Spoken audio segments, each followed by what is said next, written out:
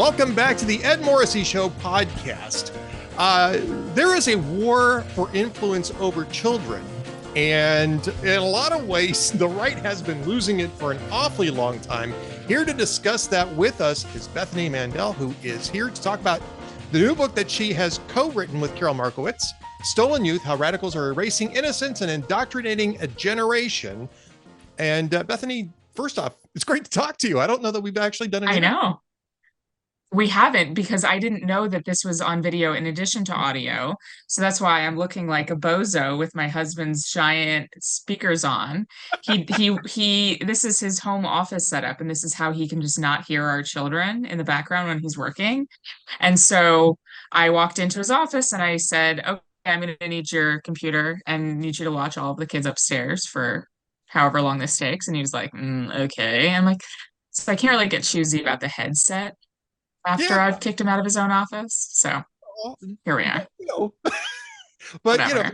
this is yeah. I mean, the headset is fine. Andrew wears a headset. It's almost identical to that. We do that every Tuesday, so I love it. I'm kind of used to that. And it wasn't all that long ago that I would do that as well. And when I fill in on radio shows, I have to do that. Yeah. So I do the Hugh Hewitt show, and I have to do Oh, with the big cans on the head. So yeah, that's so fun. I do Hugh every Tuesday morning.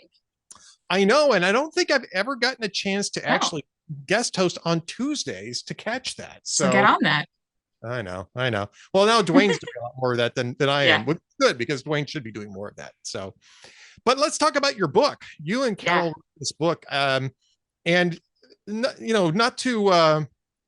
not to gloss this too lightly, you've taken a lot of crap over this. You and Karol have taken a lot of crap over this topic over the Yeah. last few years. I don't think I could think of any two better people to write a book like this, to talk about the war for influence over children. And it has really become a central issue over the last 2 years, really ever since Glenn Youngkin ran for governor in Virginia, and it became a top drawer issue in politics. Yeah. Yeah. And as it should be, I think that people sort of, I mean, I'm sort of more talking about the left. I think that they took for granted that they had the suburban white woman vote. And then over COVID, schools in Northern Virginia, across the country, but I'm talking specifically about Glenn Youngkin in Virginia, they really kind of messed up the bed.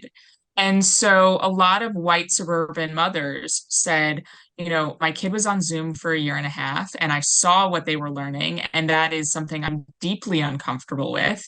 And no wonder my kid can't read when you're spending 2 hours a day on what is like SEL, it's like social emotional learning, and that's sort of the euphemism that they use. And really, it's just like, there are 67 genders, and that's what they're spending their time learning. And so, we have gotten a lot of heat over the course of the last couple of years, because we were really outspoken about reopening schools. We were really outspoken about sort of advocating for children. You remember, like, when boats used to sink and they'd say women and children first. It's not a Right. thing that our society does anymore. And so we're really we're seeing that heat as we're over the target. And after Youngkin was elected, I think that a lot of the left realized this is a really deep sort of weakness that they have on their side, and that's why they are so ferociously going after people like Karol and I. Well, I like the fact that you brought up the COVID pandemic shutdowns, because that's a catalyst for a lot of this, because Yeah, frankly, parents just were locked out of the classroom. And I think just kind of assumed that, well, they're teaching reading, writing, arithmetic, take a look at some of the homework. Maybe there's some curricular things that pop up in there that might concern them. They take it to the school, they get jollied along a little bit, and they're just busy. They're just too damn yeah, busy to get into this. Um, but by forcing the kids to stay home and do this over Zoom, it really opened up the classroom for parents, and they got a really good, scary look at what actually goes on in these classes, what the curriculum actually is. And I think that is, first off, the fact that the teachers unions were pushing that idea for several months, I think it's maybe one of the most enormous political backfires in recent hmm memory. yep, But it is, I mean, that's a catalyzing experience, I think, for in politics. Yeah, absolutely. I mean, I think it was a real red pill moment. And I after Youngkin was elected, I heard from a lot of Northern Virginia sort of slam dunk Democratic voters who, one woman used to work for a pro-choice organization, okay? Like you really could not be more slam dunk. And she said, I'm sorry, like everything else falls off the table when it's my kid on the line. And she felt like it was her kid on the line. And she wasn't even necessarily that uncomfortable with the content of what her kid was learning, but her kid couldn't read and she was in second grade. And so, at the end of the day, I don't know how much the woke sort of curriculum animates parents, but when it comes at the expense of really basic reading and writing skills that their kids are lacking, that's when it really sort of lit the fire under folks. And parents who were watching all of this take place on Zoom were gaslit about I mean, that's like sort of the word that I would best describe all of COVID, gaslighting.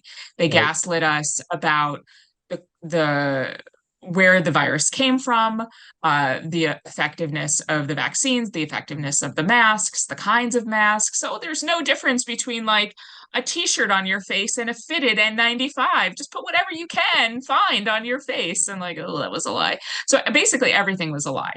And I think that parents were really sick of hearing the gaslighting from school officials that, your kid is resilient. They'll be fine. They'll bounce back. And they're sitting there watching their kid spiral. And they're like, my kid is not any more resilient than anyone else. And my kid is not fine. They're not fine academically. They're not fine emotionally. In Stolen Youth, I open with a really powerful chapter of a woman in the introduction of a woman whose teenage daughter spiraled emotionally and psychologically during COVID when they were sort of locked on screens. And she spent so much time on YouTube and TikTok that she sort of became suicidal, and she was never stable, and it really just sort of set her over the edge. And they sent her to an inpatient facility that didn't allow visitation, that would only allow masks. And in this very small inpatient program, 8 of the kids came out of it identifying as non-binary. And instead of treating their daughter's mental health, they added to her mental health diagnoses, throwing in some gender dysphoria. So I mean, these are the stories that, I heard countless times over the course of the pandemic, and parents are fed up. I'm glad that you brought this up, because I don't know that that's necessarily only a phenomenon that's related to the pandemic shutdowns. And if it was, right, we wouldn't need to worry about it as much now because Yeah. schools are open. But that's not Yeah. really what's going on here, right? And this is part of the stuff that you talk about in terms of radical influences on children, how they're erasing innocence and indoctrinating a generation, is that they're teaching kids basically that it's cool to have dysphoria. Mm-hmm. Yes. You should explore your dysphoria. I mean, this is, to me, this whole idea of, non-binary, all this transgender things, these were things that were always very minimal, that were really very specifically tied to certain emotional states of mind. And it's become this widespread fad. And I think social media is certainly responsible for some of it. But it's also the schools. The schools are pushing this in the earliest stages of education. And if you want to, see how committed they are to doing that, take a look at what happened when Florida proposed and then finally did pass a very sensible law that said we're not going to discuss gender ideology from K through 4. Just fourth grade. Just fourth 10 grade. years old.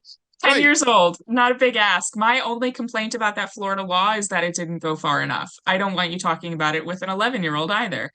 But again, I mean, this is the gaslighting that they're doing. They're, we're just teaching them social and emotional skills. And no, you're reading kindergartners books called Swish, Swish, Swish, Go the Drag Queen's Hips. It's literally a book. It's literally was read to a kindergarten class. I talked to parents in Houston, Texas, whose kid came home from kindergarten one day singing, swish, swish, swish, go the drag queen's hips. And they were like, I'm sorry, what? what are you singing? Where is this coming from? And they were like, yeah, it's like this like cool new lyrics to Wheels on the Bus. And the parents did not think it was cool. And it ensued months of fighting with the school district. But I mean, this is what's happening. One of my I'm speechless about this. Yes. In Houston, Texas. Well, In Houston, Texas. I kind of understand Houston, but yeah. Yeah. So it's funny. No, you're not. I'm sorry. I misspoke. It was Austin, Texas. Now you understand. Even more so. Even more so. Yeah. Austin. Well, yeah, Austin. So okay. It was funny because when I was writing, so Karol and I took different chapters of Soul and Youth and we sort of did deep dives into different subjects. And so I was writing the chapter on sort of kids media, literature, whatever. And I felt like the hand of God as I was writing that chapter because two girlfriends, one in Baltimore and one in Denver, within a day of each other sent me a text message. Have you ever heard of this book? It's on display in my school library. And it was called How Mamas Love Their Babies. And it's a picture book displayed in the children's section about different jobs that moms have who take care of their, and they're all providing for their children. And I'm going to put you on the spot here. Okay. What do you think the main character's job was, the mom? I'll just take a wild stab at this because I'm sure it's not the right answer. Nurse? Oh, Doctor? bless your heart. Do you think I'd be talking about this if it was nurse or doctor?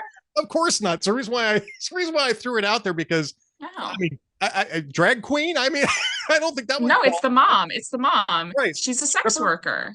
Yes, she's a stripper. She's a sex worker. That's correct. Joking. I'm joking. Yeah, I'm not. No, I am not joking. It's called How Mamas Love Their Babies.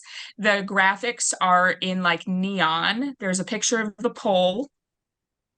Kindergarten age. It's in the children's section. It's a picture book. So this is what we're up against here. So they're basically showing the movie Striptease with Demi Moore to kindergartners is what the deal is here. Yeah, I mean with worse graphics, yeah. I mean that's the thing about all of these like books. Like from an aesthetic point of view, they're so focused on the indoctrination and the brainwashing that the art is really lost. The graphics are not very good. Yeah. Because it's a didactic. 2 stars. It's a didactic, and that's true of any art that turns into a didactic. Art it just degrades at that point in time because they're not really interested in the artistic presentation. They're just interested in the message. Yes. So I'm sorry. Isn't this a fun game?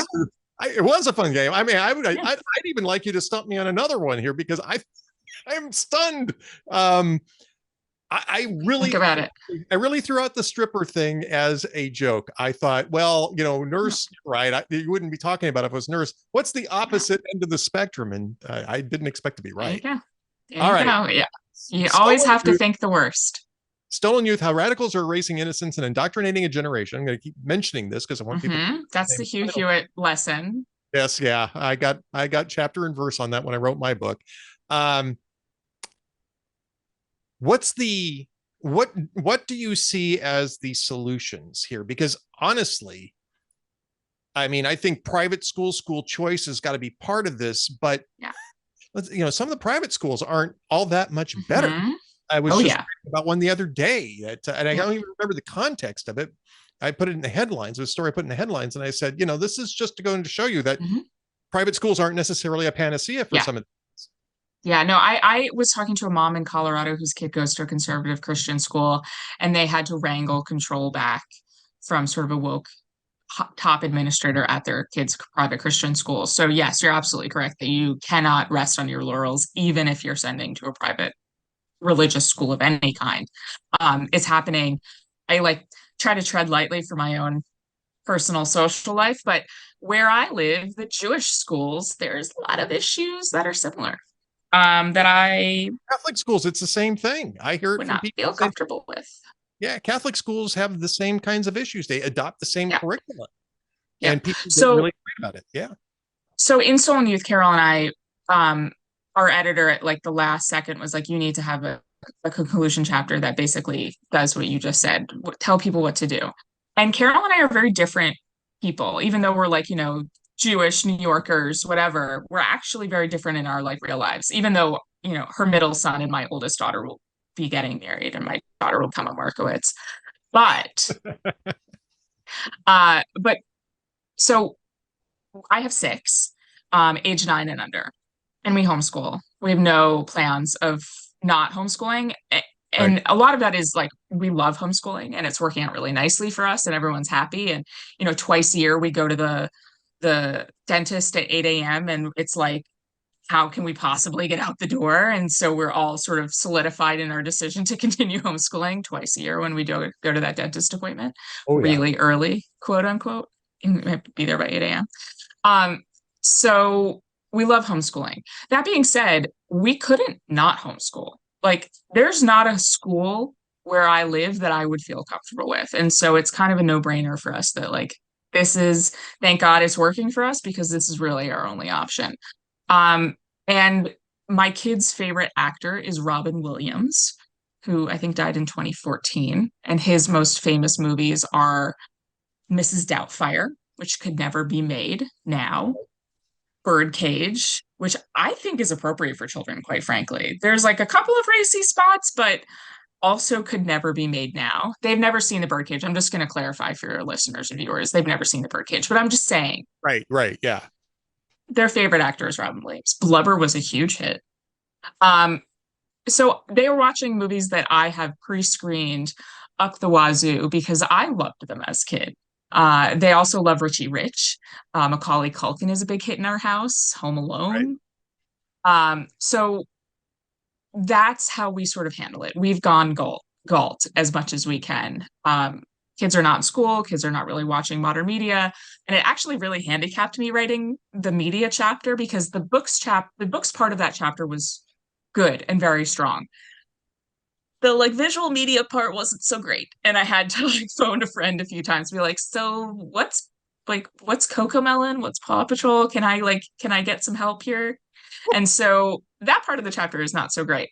Maybe I shouldn't say that. The rest of the book obviously is amazing, but the point is it's not so great because my kids don't watch it, and your kids shouldn't either. So you don't need that chapter. You don't need me to write that. But Carol takes the opposite perspective. Her kids have cell phones. They go to school. They watch all the movies. They are more hip to modern culture than I am, her three children. And our kids hang out as much as they can, given that we live in two different states. And obviously our children are in love. Our 9 and 10-year-olds are in love.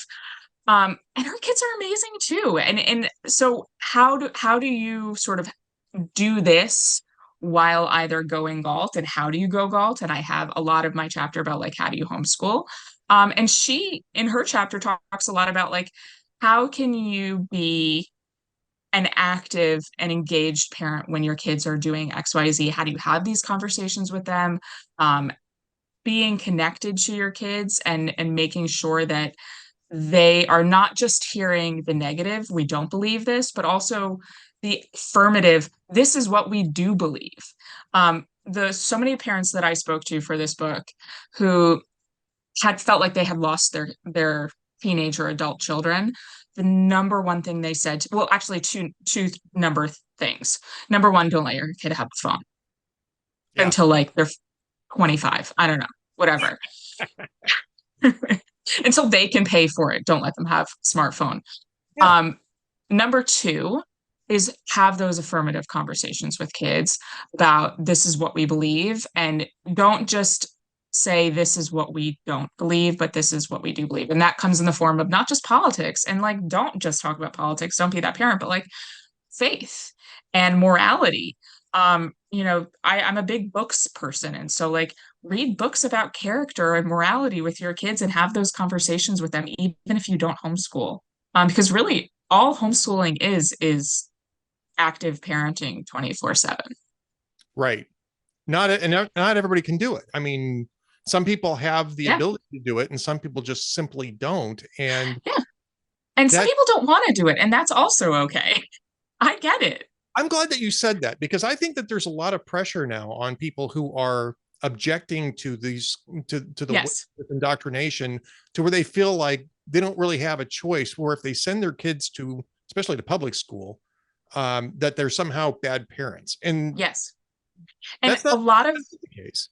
a lot of that messaging, by the way, is coming from people without kids. I heard over the course of the I'm sorry, like over the course of the pandemic, I heard so many times, just don't put your kid in a mask, just don't do it. And I was almost always told that by people who didn't have kids. And, even as insane as I was about COVID, about masks, you really could not find someone who was more outspoken about it than me in this country. And that being said, my kids went to summer camp one week in the summer of 2021 where they did mask because I had to make a decision. Do I take this for my kids or do I just buckle? And so in 2021, they did it. In 2022, they didn't.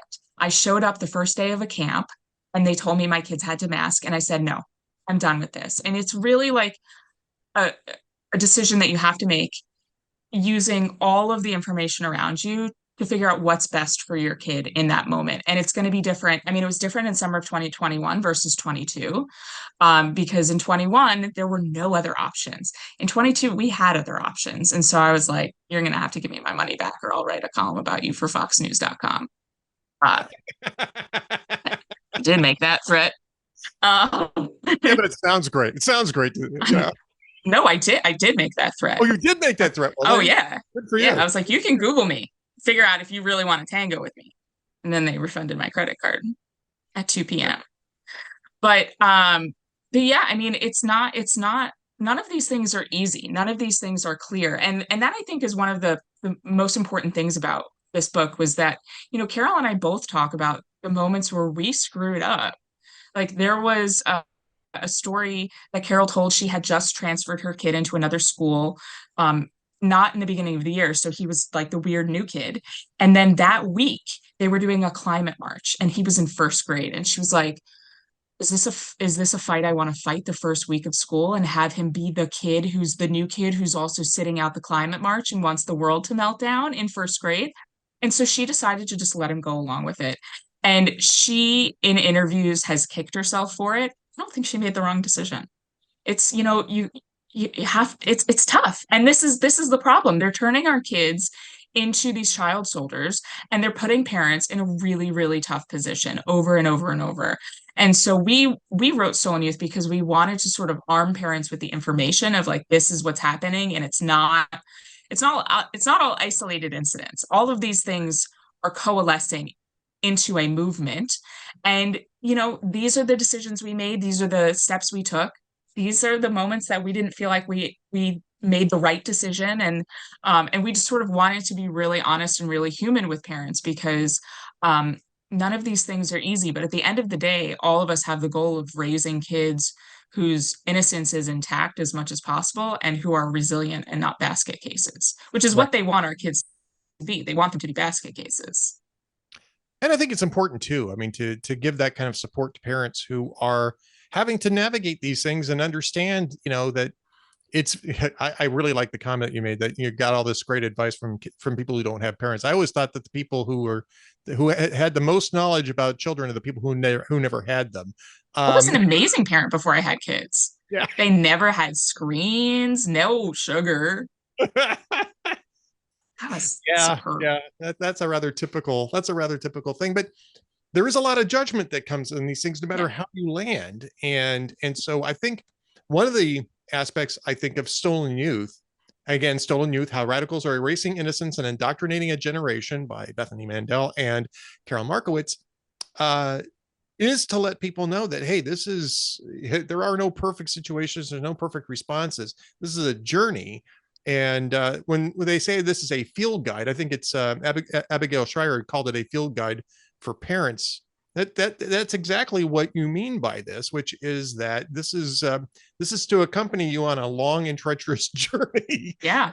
And to give you support and give you some wisdom along the way. And I think that is going to be very much appreciated by parents who are entering into these situations or already in.